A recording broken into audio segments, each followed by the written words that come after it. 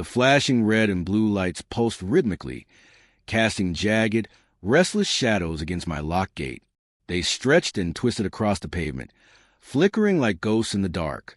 I stood on my porch, arms folded tight against my chest, watching as the two officers climbed out of their cruiser. Their boots crunched against the asphalt, the sound almost drowned out by my neighbor Karen's theatrics. She was already in full-on performance mode, arms flailing wildly, her voice rising and falling with dramatic indignation. To her, this wasn't just a neighborhood dispute. This was a full-blown crisis, a community emergency. I had seen this play out before, many times.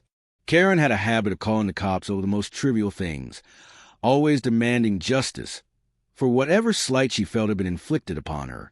But tonight, something felt off.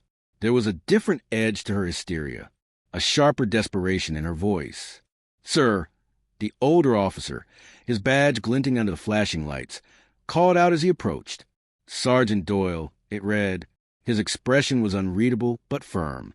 "We receive a report about an unauthorized obstruction on what may be a public access road." I sighed, running a hand over my face. Already weary from the conversation I knew was about to unfold. "It's not a public road," I stated, keeping my voice even.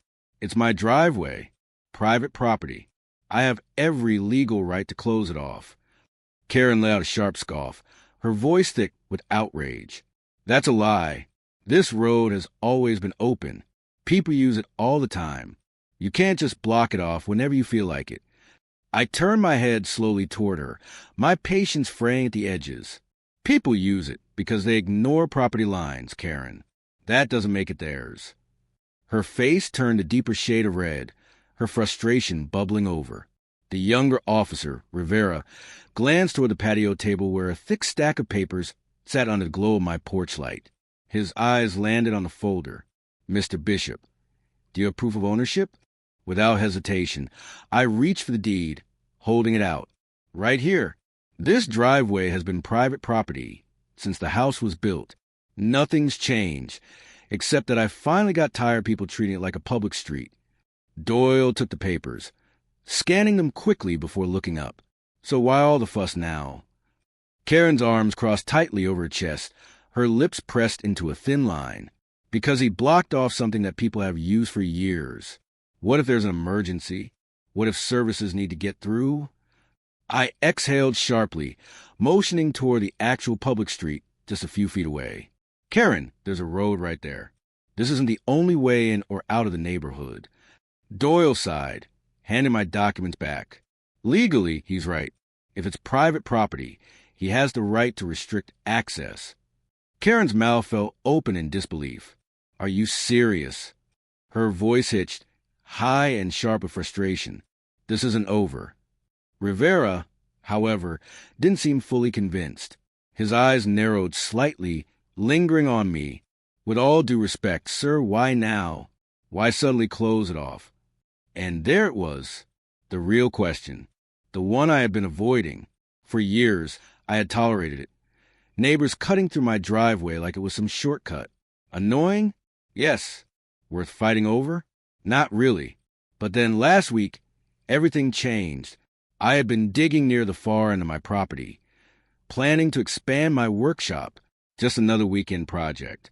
But as my shovel struck the earth, it met something solid, concrete, not just any concrete, smooth, reinforced, deliberate. Curious, I dug deeper, brushing away decades of dirt and debris. And that's when I saw it, the edge of a sealed tunnel, buried, forgotten, hidden beneath layers of time. And the moment I found it, things started happening. That night, my security cameras picked up something strange. Two men in dark clothing walking along my driveway. They weren't neighbors. They weren't police. They stopped exactly where I'd been digging, stood there in silence, then left just as quickly as they appeared. The next morning, I found my fence had been tampered with. My lock, one I had installed myself, had been clipped and replaced with another, one I didn't recognize. I reviewed the footage again, frame by frame. 3:27 a.m. Two figures creeping from the shadows, one with bolt cutters, the other crouched low, pressing his hands against the dirt as if searching for something. Then, without a word, they vanished. Later that day, I overheard Karen whispering to another neighbor, her voice hushed but urgent. This wasn't just about the driveway anymore. She sounded scared.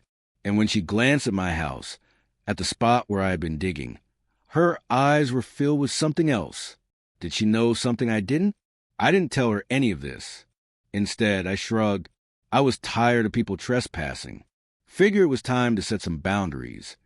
Doyle studied me carefully, but said nothing. Rivera, however, wasn't done. Mind if we take a look at where you close it off? I gestured toward the heavy steel gate. Be my guest. The officers walked over, inspecting the barrier, freshly installed, reinforced, built to keep things out or keep something in. Karen's voice hissed from behind me. He's hiding something. Why else would he suddenly block the driveway? I turned to her, lowering my voice. Karen, I built this gate because I don't want people on my property anymore, and you don't have the right to tell me otherwise. For the first time, I saw it, a flicker of uncertainty in her eyes. Fear, or something else. Then, as if on cue, a black SUV rolled past. It slowed as it neared my house, just for a second. Then it kept going. But I saw it, and I saw the way Rivera's jaw tightened when he saw it, too. That night, after the police left and Karen stormed into her house, I sat in my workshop, watching security footage again. The SUV had circled the block 3 times. 9 p.m. midnight. Dawn. Not a coincidence. Someone was watching me, and they weren't trying very hard to hide it. I exhaled slowly, shutting off the screen before my paranoia got the best of me. I needed sleep, but my gut told me this wasn't over.